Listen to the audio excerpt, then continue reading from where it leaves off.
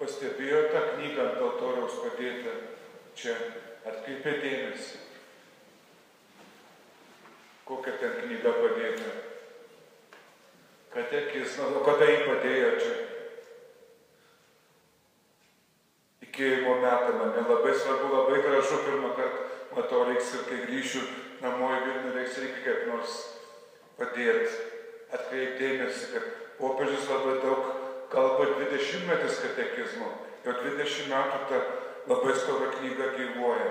Ir tikėjimo metam, žinoma, mes neperskaičiu, aš irgi jos neperskaičiu, turiu prisipažinti, nuo pradžios iki galo neperskaičiu. Ir nežinau, aš perskaičiu kada nors gabaliukais, turėtume perskaityti, aišku. Bet tikėjimo metais mes atsigręžiame į tą knygą, kur surašyta ne šiaip kažkas, bet 2000 metų bažnyčios ieškojimai, atradimai, visi susitarimai, tas tikėjimo turinys, jis tikrai negimė kur nors užsidarius kunigam, teologam, vyskupam, ten ir galvojant dabar ką parašysiu, bet gyvenant gyvenimą, stebint pasaulį, galvojant, meldžiantis, medituojant, dirbant, kenčiant, atiduodant savo gyvybę, už Kristų aukojantis, visą tai ten tapė. Taip sakant, po švento rašto kitas žingsnis yra bažnyčios tikėjimas. Bažnyčios patirtis gyvenant tuo tikėjimu. Labai gražiai tą judesį pamatom, tą jungtį pamatom, švęsdami Velykas, švenčiam Kristų prisikėlusi, paskui jau triumfuojant, nugalėtojo mirties ir nuodėmės ir skaitant Velykų laikotarpių apaštalų darbų knygą. Sakytume bažnyčios istoriją, bet dar giliau žiūrint, bažnyčios gyvenimą su Kristumi, mes ir būsim tas tęsinys. Ir tam tikrą prasme mes tęsime, ar patvirtinam, įkūnijam tą knygą, mes ją turim žinoti, mes ją turim pažinti, turim branginti, net jeigu visko ten ir neperskaitėm. Pagaliau yra dabar ir ta santrauka trumpesnė, kas tik gali skaitykit. Kartais nusibosta, užverskim, palaukim, vėl atsiversim tą knygą.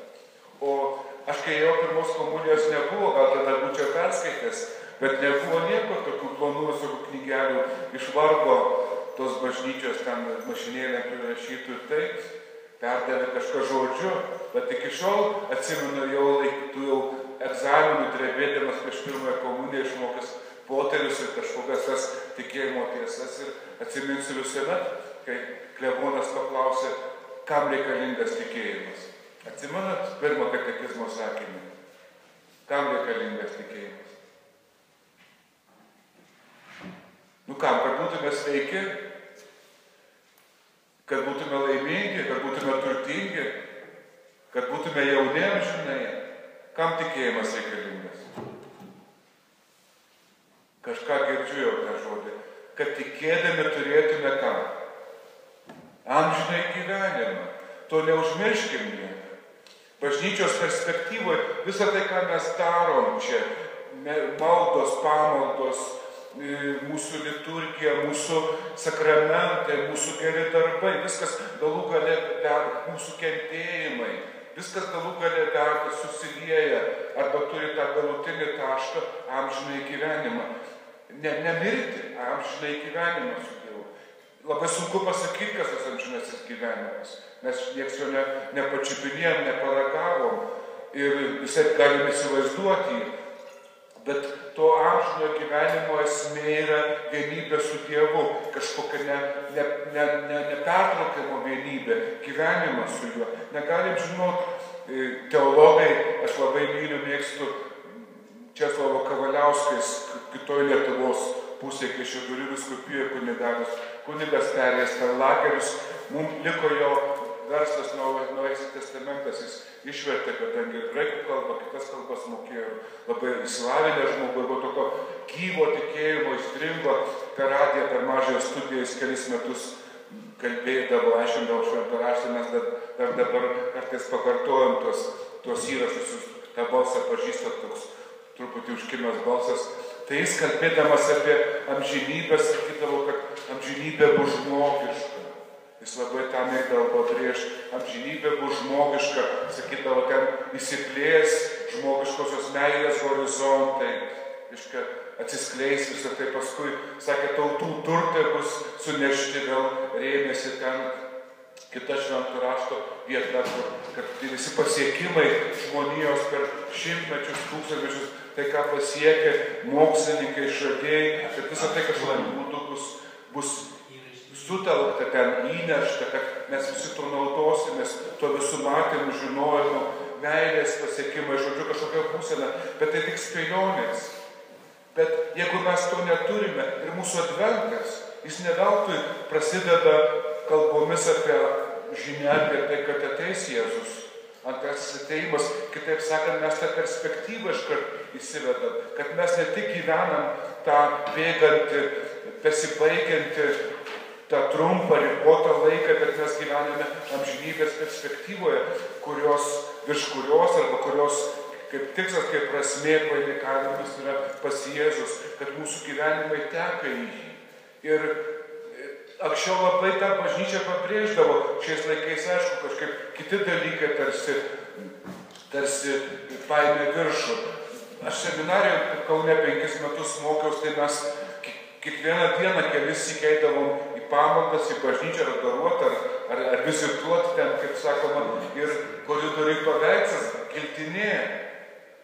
Būdavo tie senoviški paveikslai giltinė su smėlio laikrodžiu, ten kažkas gal lotyniškai užrašyta turbūt apie tai, kad gyvenimas labai trumpas yra ir tą nuolat priminti, arba Pažaislį yra labai gražus smėlio laikrodis, dabar užmiršau tos lotyniškus žodžius, bet, žodžiu, saulėje leidžiantis, prisimink, kad ir tavo gyvenimas, kaip sakant, leidžiasi ant to laikrodžio. Labai mėgdavo tie senesnių metų žmonės tik tą primint, gyvent. Mums dabar to baisu, kaip čia gali gyventi, žiūrėdamas į giltinę. Na, aišku, tie kaulai šiaip sau, bet ta perspektyva. Ir ta perspektyva yra, kas bažnyčiai duoda prasmę.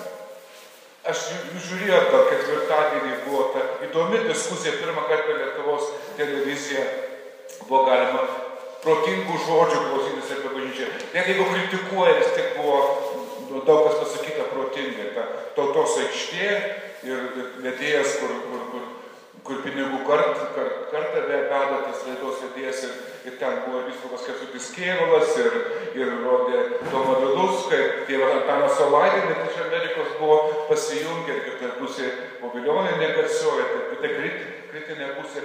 Ir jūs gal pastebėjote, jeigu matėt, kaip sunku buvo ten pačiam vyskupui paaiškinti, kam reikalinga bažnyčia. Ir ten labai gerai, kas sako, jūs sakot, kad jūs moralės mokot, kad bažnyčios uždavinys saugot moralę. Bet ten labai gerai vienas studentas sakė, sako, Estija yra viena labiausiai sekularizuotų netikinčių šalių Europoje ir moralė ten yra aukštesnė negu Lietuvoje. Kaip sprendžia moralė pagal vaikų kiekį, vaikų namuose, pagal ligoninės, pagal viską sprendžiama apie moralės lygį, pagal skyrybas ir taip toliau.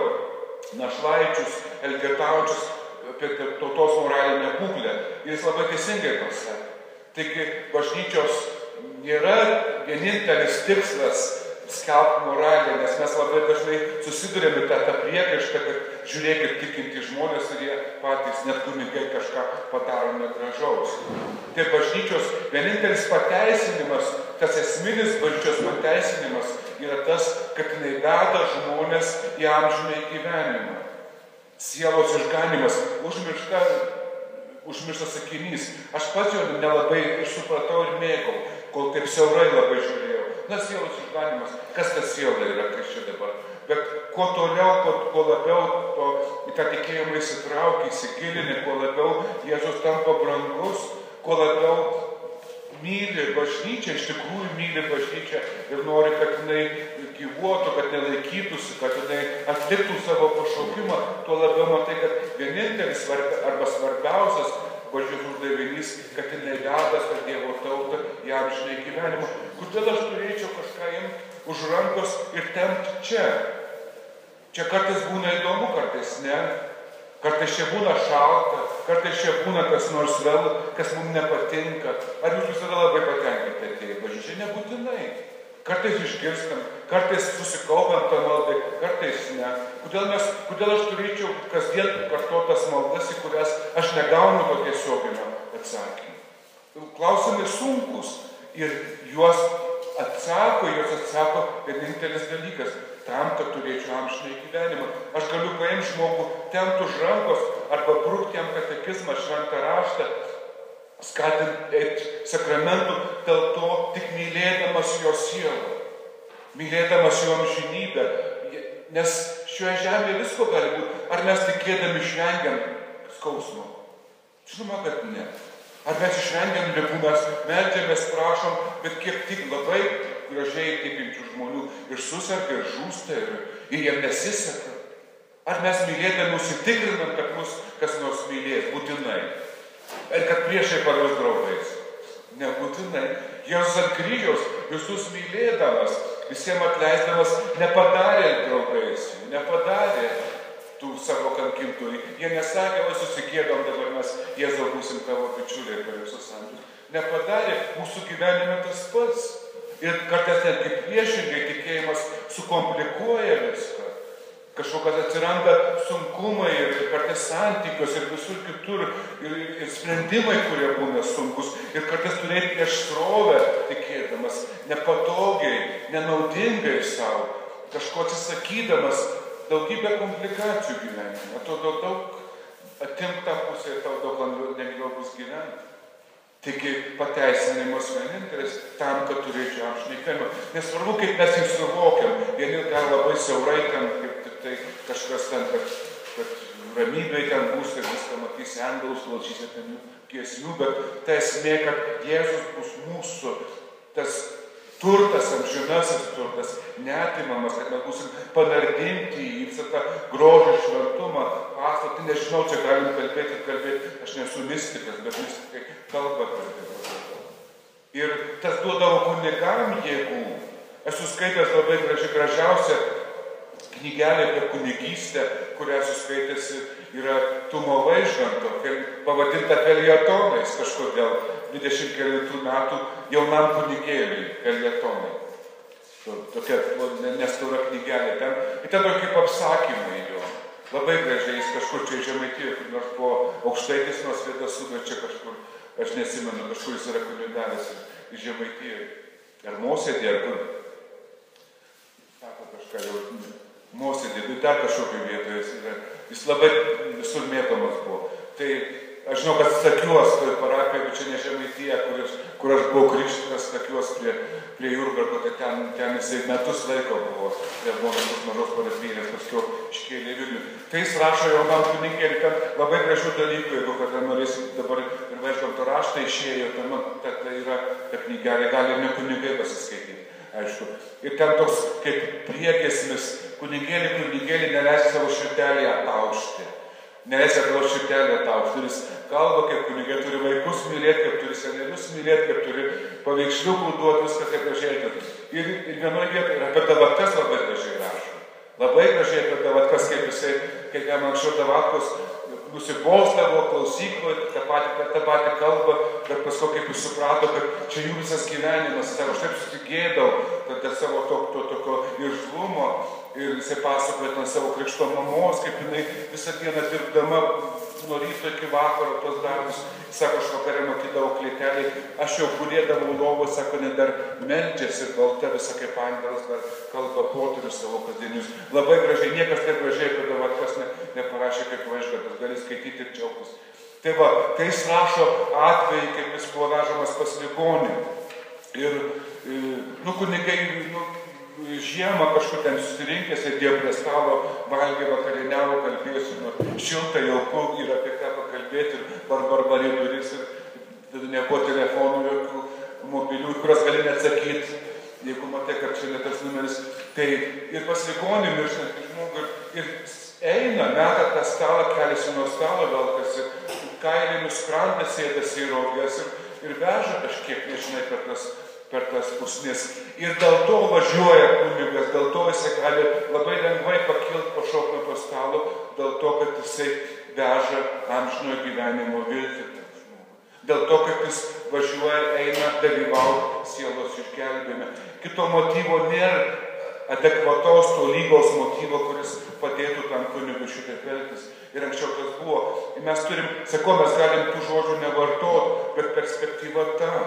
Yra ta perspektyva, mes darom. Ir amžinasis gyvenimas, tai atskleidimas, pateisinimas, išsprendimas. Mes gyvenam, mūsų tikėjimas nepadeda. Žinokit, tikėjimas palieka daugybę klausimų. Ir jeigu mes galvojam, kad tikėdami viską sužinosim, atskleisim priežastis, viską, tai yra iliuzija. Paliks, šventas raštas mums palieka daugybę klausimų, kurie neatsakyti, kuriuos tiesiog reikia su jais gyventi, su jais būti, mūsų pačių. Tai, kad tos būdelės stovi mūsų bažnyčiose, nors jų neturėtų būti. Mes turėtume būti šventi po krikšto. Mes stovi būdelės. Ir čia neatsakytas klausimas, kodėl mes tikėdami dar turim ten vis iš naujo ir iš naujo eiti. Prisipažinti, kad esame nuodėmingai, suskilę, nepastovūs, neatsakyti klausimai. Tai tas sielos amžino gyvenimo perspektyva leidžia mums gyventi drąsiai, atvirai, kažkaip išdidžiai gyventi, gerąją prasme, gyventi pasitikint Dievu. Net kai klausimai neatsakyti, žinodami, kad viskas eina į tą sprendimą, visą tai nukreipta. Tai nėra paprastas dalykas, galvojant apie visas nelaimės. Šiandien rytą parėjom iš mišių ir klebonas sako, nelaimė Amerikoje, įsijungo tą kompiuterį, reiškia, mokykloje 27 žmonės žuvę, 20-metis vaikinas, vaikus sušaudė, motina nušaudė savo vaikus išpletino, nuo 5 iki 10 metų nelaimės įsijungi kitą pasvalyje, 4 žmonės įvarė žuvo ir tas nuolat sukasi. Pavaikštai po Vilnių, vaikštai po telšius, kažkada žydai gyveno, bendruomenės, pusė Vilniaus, žydų namai gyvenami vietos, bendruomenė, kuri nuo šluota nuo žemės pavyzdžios, iš telšių Ješibotas pasaulinio garso, čia buvo, nieko neliko, plytos tik tai, nei vieno žmogaus, kas pateisins, kodėl tai įvyko, mums pirštą suskaudo, mes oi, kas čia bus, kas nors truputį. Ten milijonai žmonių gyvybių sunaikinta dėl nieko. Kas atsakys už? Kodėl tas įvyko? Kodėl? Ar nekyla tas klausimas? Aš nežinau. Bet tikėdami tą perspektyvą į Kristaus tą galutinę pergalę, tuos atsakymus, atskleidimą, aš galiu priimti tą pasaulio visą tragiškumą, tikrai nepakeičiamą tragiškumą, žmogaus gyvenimo trapumą, viską, nesistengiant, kad kas nors kitaip įvyktų būtinai. Žinoma, mes žmogus, žinoma, kad visų tragedijų dalyvis, kažin kokiu būdu yra žmogus, bet vis tiek tas nesikeičia, tas viena forma išnyksta, kita forma, karai nesibaigiantis. Kodėl? Mes net nežinom apie visus Afrikoje, pavyzdžiui, tie karai tarp genčių, nuolat ir siunčiami ginklai iš tos pačios Europos. Siunčiami ginklai pardavinėjami, tarsi palaikomas tas kariavimas. Kodėl? Tik tai tam amžinybės perspektyva leidžia mums tos dalykus normaliai, be siaubo išgirst, priimti kažkaip tą pasaulio suskilimą ir tikėti, kad tai yra kad einam nepaisant visko, visos pasaulio kvailybės, žmogaus nuodėmingumo, kad yra ta prasmė, tas įsipildymas kažkoks Kristuje Jėzuje, kad tas pažadas gyvas su žmonija.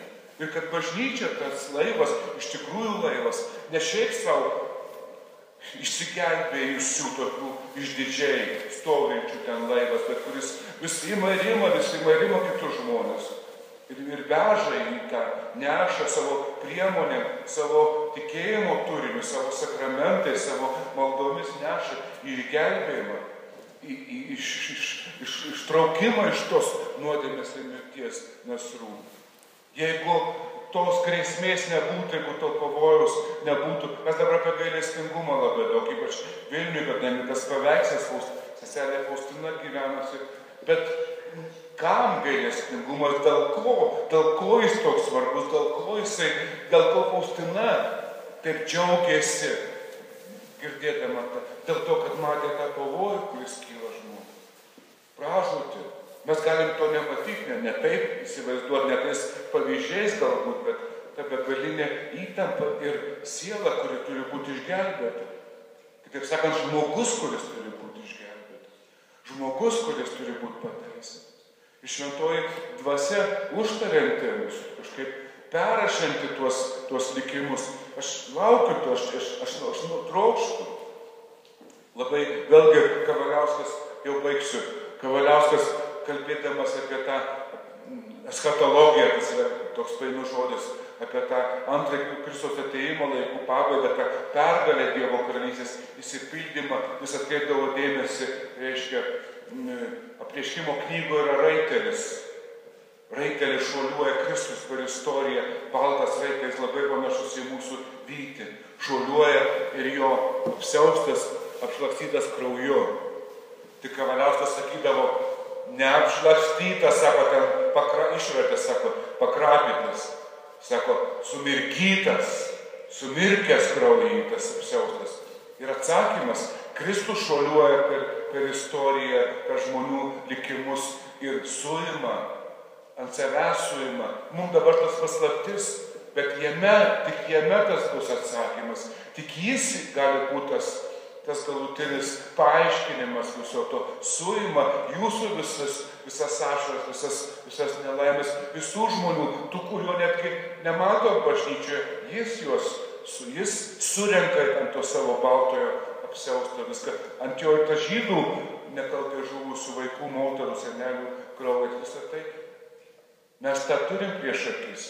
Štai amžinasis gyvenimas, dėl ko mes turim ir bažnyčią mylėti, dėl to, kad jinai bus ten veda, jai tas rūpi.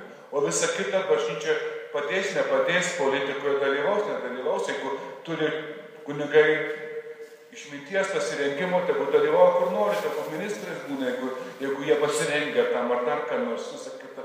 Čia antrailis dalykas.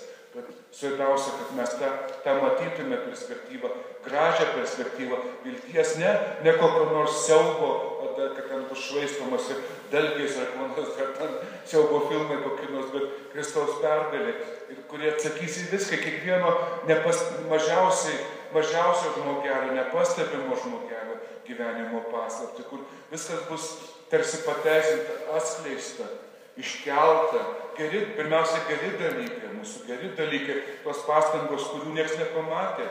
Kartais žmonės myli, ištikimai myli, niekam nematant, niekas neįvertina, nieko nesikeičia, daro gerus darbus, nors niekas to nemato. Irgi. Ir mes turim tą pažadą, kad ten bus per tą šuoliuojantį raitelį viskas sudėliota. Kai aš manau, visus metus turėsiu tą katekizmą prieš akis, tai visuomet prisiminkim, kad esame čia ir ta knyga parašyta dėl to, kad turėtume amžinai gyvenimą, turėtume tą vilties, džiaugsmo perspektyvą, Kristaus veidą ir Kristaus vardą savo gyvenimo prieš akyje. Ir visos istorijos dar svarbiau, kur tikrai neišneša kartais nei protas, nei širdis viso to, kas lydi žmoniją nuolat. Tikėjimo dovana tam, tikėjimo dovana dėl to, kad galėtume matyti savo tikėjimo akimis baltąjį raitelį, kuris yra visų mūsų gyvenimų viešpats ir atsakymas į visus mūsų klausimus.